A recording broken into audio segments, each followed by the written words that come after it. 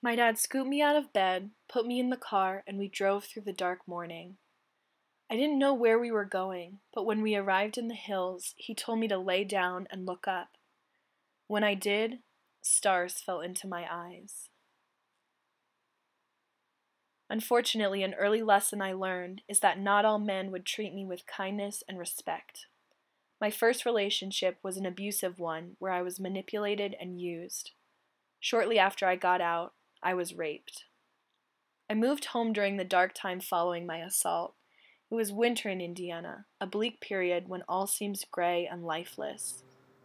All except for the many crows that call our town home during the colder months. My dad and I would go watch their black bodies dancing defiantly across the sky.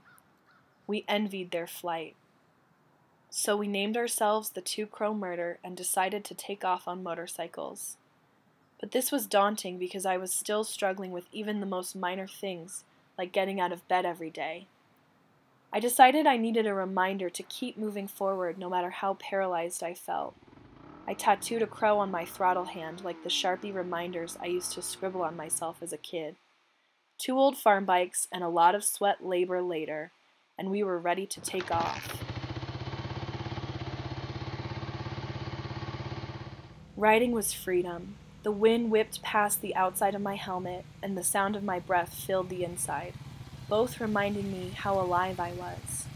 I was riding through the moment, hyper aware of the open space surrounding me. The fear that almost kept me from climbing on my bike every day came true. I felt everything crash on top of me when I turned onto gravel and slid to the ground. My mirror shattered, and so did my self-confidence. But I had a newfound gratitude for the Power Ranger-looking protective gear we wore because I got up without a scratch. I gathered my strength, picked my bike up, breathed through my fear, and we kept riding. We reached the confluence of the Ohio and Mississippi rivers. I felt baptized by them, emerging stronger and clearer for having reached that point. I was moved by the beauty I witnessed in the moments following, glad that I had proceeded on even when I doubted my ability to do so. I was awash with gratitude. I've got peace like a river.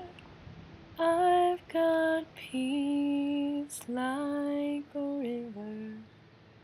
I've got peace like a river in my soul.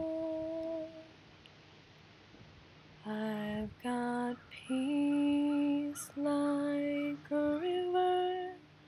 I've got peace like a river.